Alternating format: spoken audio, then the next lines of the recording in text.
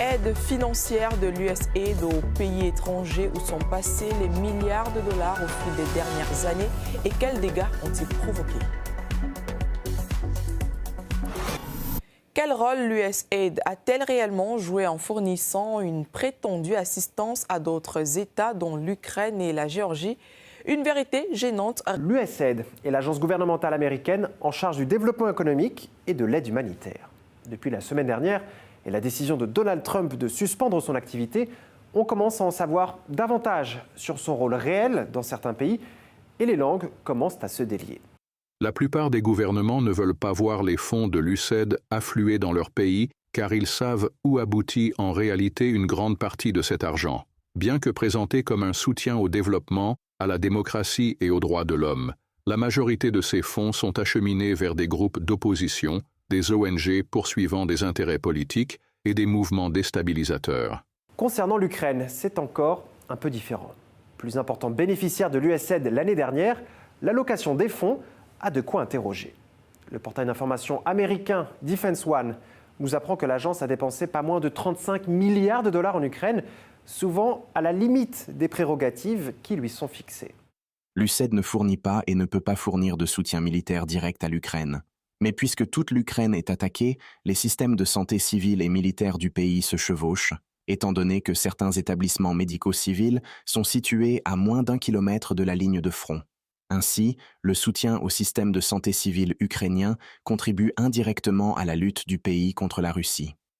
Au-delà de ça, l'USAID aurait dilapidé des millions de dollars pour faire venir des stars d'Hollywood à Kiev, histoire de promouvoir le conflit auprès du public américain et accessoirement faire mousser Volodymyr Zelensky. Changeons de pays tout en restant dans l'actualité récente et allons en Géorgie. En octobre dernier, des élections législatives cruciales pour l'avenir du pays se sont déroulées dans un climat délétère. Un scrutin émaillé de manifestations, finalement remporté par le parti Rêve géorgien, qualifié de pro-russe par l'Occident. Or, on apprend qu'en 2024, l'Agence américaine pour le développement a alloué plus de 111 millions de dollars pour soutenir le processus électoral, l'état de droit et la société civile en Géorgie, dont près de 42 millions de dollars rien que pour ces élections. L'USAID a dépensé 41,7 millions de dollars par l'intermédiaire d'ONG politiques pour les élections géorgiennes. En termes de ratio de la population américaine par rapport à celle de la Géorgie, cela représente 3,78 milliards de dollars versés aux élections américaines. Ces chiffres sont encore plus grotesques par rapport au PIB. Il est donc impossible de dépenser 41,7 millions de dollars pour les élections d'un autre pays et dans le même temps de ne pas se sentir responsable envers la population de ce pays. Le gouvernement américain déclare maintenant officiellement ce que nous disions au printemps 2023. Le financement de l'USAID n'était pas destiné à des objectifs réels ou humanitaires. Il était utilisé pour organiser des révolutions, semer le désordre et déstabiliser des pays, notamment la Géorgie. En Ukraine, comme en Géorgie, cette agence américaine a, semble-t-il, fait du dépassement de fonction. Mais au final, si la Russie avait eu raison avant tout le monde. En 2012, les autorités russes avaient en effet demandé à l'USAID de cesser ses opérations sur le territoire russe. La raison invoquée, des soupçons d'ingérence. Par cette information, c'est juste une confirmation de ce que nous savons. L'USAID rentre dans la logique de ce qu'on pourrait appeler le soft power des États-Unis. Donc il y a plusieurs institutions comme ça qui existent pour faire avancer les intérêts vitaux des États-Unis, leur désir d'hégémonie, leur désir de continuer à gouverner le monde et leur volonté de transformer les cœurs et les esprits des uns et des autres, ou encore d'utiliser ce genre de structures afin de faire remplacer dans les pays des dirigeants qu'ils n'aiment pas par d'autres dirigeants qu'ils peuvent contrôler.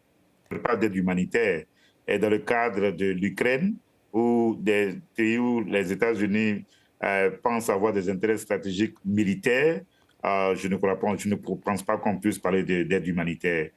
Tout ce qui a été fait, cela a été calculé de façon stratégique pour soutenir des gens qui pourraient avoir les moyens de faire ce qu'ils peuvent appeler la démocratie, mais afin de faire avancer les intérêts stratégiques des États-Unis. Et cela se fait partout. On parle de l'USAID, mais il y a le National Endowment for Democracy qui est ici, qui prétend faire la démocratie dans le monde entier. Mais on le sait que les gens ils font changer les régimes dans le monde entier. Tenir les organisations ou les groupes qui ont l'intention de s'associer aux intérêts stratégiques des États-Unis, c'est eux qui sont les bénéficiaires. Si quelqu'un se lève et que, par exemple, quelqu'un a de la sympathie pour la Russie et que cette personne veut recevoir des fonds de l'USAID ou bien du National Endowment for Democracy, ce groupe ou bien cette personne morale ne recevra pas de dons des États-Unis ou bien des pays européens. C'est dans la logique. Alors, je ne parlerai pas de déstabilisation, mais généralement, cela aboutit toujours à des effets de déstabilisation dans les pays où les Américains veulent faire avancer leurs intérêts.